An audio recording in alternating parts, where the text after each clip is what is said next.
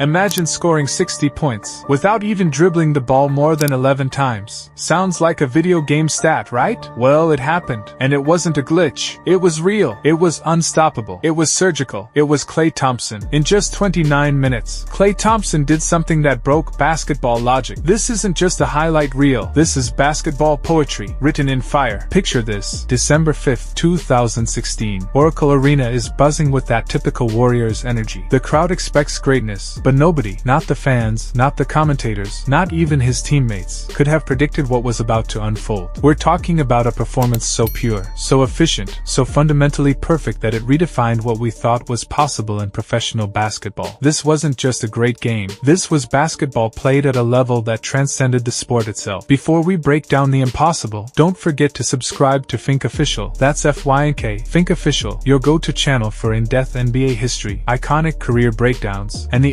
untold stories behind the hardwood legends. We dive deep into the moments that define basketball, the performances that seem impossible, and the stories behind the greatest players to ever touch a basketball. Join the community that celebrates the game, its legends, and the moments that define history. Hit that subscribe button now, because what you're about to witness will change how you see basketball forever. Let's transport ourselves back to December 5th, 2016. The NBA landscape was in chaos, and the Golden State Warriors were at the center of it all. Just 5 months earlier, they'd suffered the most devastating collapse in finals history. Up 3-1 against LeBron James and the Cleveland Cavaliers, they watched their 73-win season, the greatest regular season record in NBA history, crumble in games 5, 6, and 7. The pain was still raw. Draymond Green's suspension, Steph Curry's struggles, the haunting image of LeBron's block on Andre Iguodala, Cleveland's first championship in 52 years. The Warriors had been so close to basketball immortality, only to have it snatched away. But Golden State didn't just lick their wounds, they got angry. They signed Kevin Durant. The most controversial free agency move in modern NBA history created a super team that had the basketball world divided. Critics called it unfair. Fans called it must-watch television. By December 5th, the Warriors were 17-3. They looked unstoppable, but questions remained. Could Durant fit? Was their chemistry affected? Could they handle the pressure and expectations? Oracle Arena was electric that night, but for all the wrong reasons if you were an Indiana Pacers fan. The Pacers were a solid team. Paul George in his prime, Jeff Teague running point, Miles Turner protecting the rim, but they weren't expected to challenge the Warriors' juggernaut. Klay Thompson entered this game averaging 19.8 points per game. Solid numbers, but nothing extraordinary. He was still seen as the other, Splash Brother, the Robin to Curry's Batman, the steady complementary piece to the Warriors' championship puzzle. Nobody expected him to rewrite the record books. To truly appreciate what Klay was about to do, you need to understand how the Golden State Warriors played basketball under Steve Kerr. This isn't your traditional NBA offense built around isolation plays and individual brilliance. Kerr's system is basketball poetry. 5 players moving in perfect harmony, the ball dancing from player to player until someone finds the perfect shot. It's based on principles that date back to Red Auerbach's Celtics and Phil Jackson's Bulls. Ball movement, player movement, and unselfish basketball. In this system, every player has a role. Stephen Curry is the gravitational force, pulling defenders toward him with every dribble. Draymond Green is the quarterback, making reads and finding the open man. Kevin Durant provides the individual creation when the offense breaks down. And Klay Thompson? Klay is the sniper, the assassin waiting patiently for his moment. But here's what made Klay special in this system. He didn't need the ball to be effective. While other stars demanded touches, demanded post-ups, demanded isolation plays, Klay was content to run marathon distances around screens, through cuts, and into open spaces. The Warriors averaged 29.1 assists per game that season, second in the NBA. They moved the ball 321 times per game on average. This wasn't hero ball. This was basketball at its most beautiful. Steve Kerr had created a system where Klay Thompson could catch the ball with 0.8 seconds on the shot clock and still get off a clean look, where he could receive a pass and release it in 0.4 seconds, where movement created more open shots than individual brilliance ever could. The Pacers had no idea what they were walking into. To truly appreciate what Klay was about to do, you need to understand how the Golden State Warriors played basketball under Steve Kerr. This isn't your traditional NBA offense built around isolation plays and individual brilliance. Kerr's system is basketball poetry. 5 players moving in perfect harmony, the ball dancing from player to player until someone finds the perfect shot. It's based on principles that date back to Red Auerbach's Celtics and Phil Jackson's Bulls. Ball movement, player movement, and unselfish basketball. In this system, every player has a role. Stephen Curry is the gravitational force, pulling pulling defenders toward him with every dribble. Draymond Green is the quarterback, making reads and finding the open man. Kevin Durant provides the individual creation when the offense breaks down. And Klay Thompson? Klay is the sniper, the assassin waiting patiently for his moment. But here's what made Klay special in this system. He didn't need the ball to be effective. While other stars demanded touches, demanded post-ups, demanded isolation plays, Klay was content to run marathon distances around screens, through cuts, and into open spaces. The Warriors averaged 29.1 assists per game that season, second in the NBA. They moved the ball 321 times per game on average. This wasn't hero ball. This was basketball at its most beautiful. Steve Kerr had created a system where Klay Thompson could catch the ball with 0.8 seconds on the shot clock and still get off a clean look, where he could receive a pass and release it in 0.4 seconds, where movement created more open shots than individual brilliance ever could. The Pacers had no idea what they were walking into. By the end of the first quarter, something had shifted. The building could feel it. The players could feel it. Even the Pacers knew something was happening. Klay Thompson, 17 points on 6 of 9 shooting, 3 of 5 from three-point range. But it wasn't just the numbers, it was how he was getting these shots. Every look seemed effortless. Every release looked identical. High arc, perfect rotation, the same follow-through he practiced thousands of times. The Pacers' defensive game plan was simple. Make Curry work for his shots. Don't let Durant get comfortable in isolation, and rotate hard to the corners. Standard anti-Warriors defense. But they were playing Klay Thompson straight up, not sending extra attention his way. Mistake number 1. The most impressive shot of the first quarter came with 3:42 remaining. Klay caught the ball on the left wing, took one dribble to his right to create just enough space from Paul George's closeout, and buried a three-pointer that had perfect arc and rotation. The crowd erupted, but Klay's expression never changed. Stone cold. What was remarkable wasn't just that he was making shots. It was that he was getting clean looks. The Warriors' ball movement was creating opportunities faster than the Pacers could rotate. Every screen seemed perfectly timed. Every cut seemed to find open space. Steve Kerr, watching from the sideline, would later say he could sense something building. Klay gets in these zones sometimes where every shot looks exactly the same.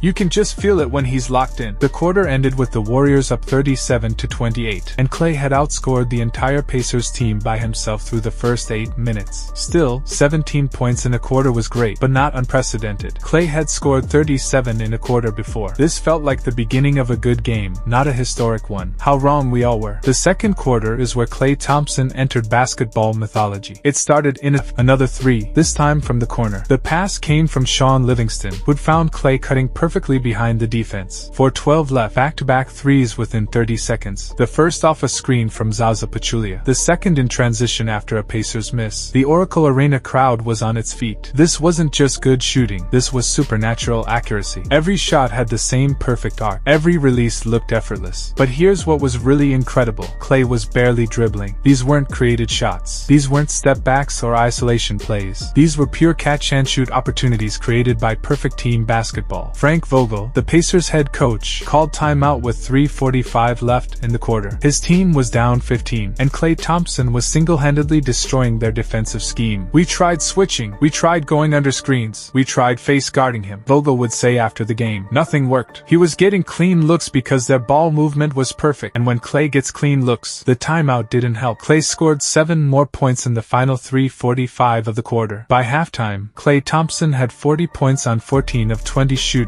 6 of 10 from three-point range. The halftime show at Oracle Arena was electric. Fans were checking their phones, pulling up NBA.com to see if what they were witnessing was real. Social media was starting to buzz. NBA reporters who weren't at the game were getting text messages from colleagues. "You need to watch what Klay is doing." 40 points in a half was impressive, but nobody was thinking about 60. Not yet. Before we get to the third quarter, the quarter that would rewrite basketball history, let me remind you that this is exactly the type of deep dive content you get when you subscribe to Think Official. We don't just show you highlights. We break down the how and the why behind basketball's greatest moments. If you're loving this detailed breakdown of one of the most impossible performances in NBA history, hit that subscribe button right now. Trust me, you don't want to miss what's coming next, because the third quarter of this game defies all logic. The Warriors took the court for the third quarter, and something in the building had changed. The energy was different, electric, expectant. Oracle Arena's 19,596 fans fans were on their feet before the quarter even started. They'd witnessed greatness before. They'd seen Curry's impossible threes, Durant's silky smooth scoring, the Warriors' championship runs. But this felt different. This felt historic. Klay came out of halftime with the same stone-cold expression he'd worn all game. No emotion, no acknowledgement of what he'd done in the first half. Just pure focus. His first shot of the second half came 47 seconds into the third quarter. Catch and shoot from the right wing. Pure. 43 points. 2 possessions later, another 3, this time from the left corner after beautiful ball movement that started with Curry and went through Durant and Green before finding Klay in perfect position. 46 points. The Pacers were in complete panic mode. They tried everything. Switching on screens, going under screens, face guarding Klay off the ball. Nothing worked. The Warriors' system was too good and Klay's shooting was too pure. With 8:47 left in the third quarter, something unprecedented happened. The Pacers started doubling Klay Thompson off the ball. They were treating him like Shaquille O'Neal in the post, sending 2 defenders to find him before he could even catch. His teammates were losing their minds. Curry was standing and clapping after every shot. Durant was shaking his head in amazement. Even the typically stoic Steve Kerr was allowing himself small smiles. 7:41 remaining, another 3. This time from 28 feet, well beyond the three-point line. 52 points. The building was shaking, literally shaking. The noise was so loud that players were having trouble hearing the referee's whistles. 6:58 remaining. Klay catches a pass from Curry, pump fakes to get his defender in the air, takes one dribble to his right, and buries what would be his 7th 3 of the game. 55 points. Now the chant started. 60, 60, 60. The entire Oracle Arena crowd was on its feet, counting down to history. Even Pacers fans in the building were cheering. This transcended team loyalty. This was about witnessing something that might never happen again. Frank Vogel had exhausted his options. He tried every defensive scheme in his playbook. His players were executing perfectly, but Klay Thompson was making shots that shouldn't be possible. "I've never seen anything like it," Paul George would say after the game. "Every shot looked exactly the same. Perfect form, perfect arc, perfect release. It didn't matter what we did defensively." The building was shaking, literally shaking. The noise was so loud that players were having trouble hearing the referee's whistles. 6:58 remaining. Klay catches a pass from Curry, pump fakes to get his defender in the air, takes one dribble to his right, and buries what would be his 7th 3 of the game. 55 points. Now the chant started. 60, 60, 60. The entire Oracle Arena crowd was on its feet, counting down to history. Even Pacers fans in the building were cheering. This transcended team loyalty. This was about witnessing something that might never happen again. Frank Vogel had exhausted his options. He tried every defensive scheme in his playbook. His players were executing perfectly, but Klay Thompson was making shots that shouldn't be possible. "I've never seen anything like it," Paul George would say after the game. "Every shot looked exactly the same. Perfect form, perfect arc, perfect release. It didn't matter what we did defensively." The basketball world stopped. Within minutes, #Klay Thompson was trending worldwide on Twitter. ESPN interrupted regular programming for breaking news. NBA TV went live with special coverage. Players around the league were watching on their phones, tablets, TVs, anywhere they could find highlights of what had just happened. LeBron James, who was in the middle of his own game in Cleveland, tweeted during a timeout. 60 in 29 minutes with 11 dribbles? That's not basketball. That's art. Magic Johnson. "In 40 years of watching basketball, I've never seen efficiency like this. Klay Thompson just played perfect basketball." Shaquille O'Neal. "Man, if I could shoot like Klay, I would have scored 100 every night. 60 points and barely touched the ball." But the most incredible reactions came from his own teammates. Stephen Curry, who had hit 13 threes in a game and knew what it felt like to be unconscious from beyond the arc, was speechless. "I've played with Klay for years, and I've never seen anything like that. Every shot looked exactly the same. It was like watching a machine." Kevin Durant, who'd scored 60+ multiple times in his career, was equally amazed. "That's the most efficient 60 I've ever seen. He didn't need to create his own shot. He didn't need isolation plays. He just caught the ball and shot it. Pure." Draymond Green was more direct. "That's the greatest shooting performance in NBA history. I don't care what anyone says. 60 points in 29 minutes with 11 dribbles? That's not human." Steve Kerr, always measured in his public comments, was effusive in his praise. "I've coached and played with some great shooters, but I've never seen anything like what Klay did tonight. That was basketball in its purest form." Let's break down what made this performance so statistically impossible. First, the efficiency numbers: 63.6% from the field, 21 to 33; 57.1% from three-point range, 8 to 14; 90.9% from the free throw line, 10 to 11. True shooting percentage: 78.9%. To put that in perspective, the average NBA player shoots about 45% from the field and 35% from 3. Elite elite shooters like Curry and Dame Lillard career averages are around 47% from the field and 42% from three. Klay shot nearly 20 percentage points better than elite NBA averages while taking 33 shots. Second, the usage rate analysis. Klay's usage rate for the game, 41.2%. His season average, 23.1%. But here's the crazy part. Despite using 41% of possessions, he only had the ball for 90 seconds total. This means that every time Klay touched the ball, he either shot it immediately or passed it immediately. No wasted motion. No unnecessary dribbles. Pure efficiency. Third, the shot selection breakdown. 14 3-point attempts, 8 made, 57.1%. 19 2-point attempts, 13 made, 68.4%. Average shot difficulty rating, February 1st, 10, meaning these were mostly open shots. This is the key insight. Klay didn't make impossibly difficult shots. He got great shots through perfect movement and perfect timing, then made them at a supernatural rate. Fourth, the movement data, tracked by SportView. Distance traveled, 2.3 miles in 29 minutes. Average speed, 4.7 miles per hour, faster than most players' career averages. Time spent stationary, 3.2 seconds, meaning he was constantly moving. Klay ran a marathon while barely touching the basketball, and somehow scored 60 points in the process. To understand how unprecedented this performance was, let's compare it to other legendary scoring nights. Wilt Chamberlain's 100-point game, 1962, 100 points in 48 minutes, 36-63 from the field, 28-32 from the free throw line. Estimated 400-plus dribbles, dominated the ball completely. Efficiency, good for the era, but not supernatural. Kobe Bryant's 81-point game, 2006, 81 points in 42 minutes, 28-46 from the field, 7-13 from three, 18-20 from the line. Over 400 dribbles, numerous isolation plays. Efficiency, excellent, but relied heavily on individual creation. David Thompson's 73-point game, 1978, 73 points in 43 minutes, 28-38 from the field, 17-20 from the line. Heavy usage, lots of post touches. Efficiency, great, but in a much faster-paced era. David Robinson's 71-point game, 1994, 71 points in 44 minutes, 26-41 from the field, 18-25 from the line. Lots of isolation plays and post-ups. Efficiency, very good, but needed heavy usage. Klay Thompson's 60-point game, 2016, 60 points in 29 minutes, 21-33 from the field, 8-14 from three, 10-11 from the line. 11 total dribbles. Efficiency, unprecedented in NBA history. No other 60-plus point performance in NBA history comes close to Klay's efficiency metrics. He scored more points per minute, per shot attempt, and per touch than any scorer in league history. Performances like this, where individual brilliance meets team perfection to create something that transcends sports. This is exactly why Think Official exists. We don't just tell you what happened, we tell you why it matters, how it happened, and why it will never happen again. If you want more deep dives into the moments that define basketball history, the performances that seem impossible, and the stories behind the legends, you know what to do. Subscribe to Think Official right now. Hit that notification bell, because content this detailed, this research, this passionate about the game, you won't find it anywhere else. Don't just watch basketball history, understand it. 5 years later, Klay Thompson's 60-point game in 29 minutes with 11 dribbles remains the most efficient scoring performance in NBA history. It's shown in coaching clinics as an example of perfect basketball. It's studied by analytics experts as a case study in efficiency. It's remembered by fans as one of the most beautiful performances they've ever witnessed. But more than that, it represents something that's becoming increasingly rare in modern basketball: the perfect blend of individual excellence and team play. In an era where superstars demand the ball, demand isolation plays, demand to be the focal point of every possession, Klay Thompson showed that sometimes the most devastating weapon is the one you never see coming. He didn't need to dribble between his legs or step back from 35 feet. He didn't need to create his own shot or demand post touches. He just needed to be in the right place at the right time, trust his teammates completely, and execute with supernatural precision when opportunity knocked. Klay Thompson didn't just drop 60 points that night. He redefined what greatness can look like in silence. No ego, no flash, no fanfare, just buckets. Pure, beautiful buckets. December 5th, 2016, Oracle Arena, 29 minutes, 11 dribbles, 60 points. This wasn't just a basketball game. This was poetry. This was art. This was perfection. If you love this deep dive into one of basketball's most impossible performances, make sure to like this video, drop a comment with your favorite Klay Thompson moment, and most importantly, subscribe to Think Official, your home for basketball stories that matter. Hit that bell so you never miss a legendary moment again.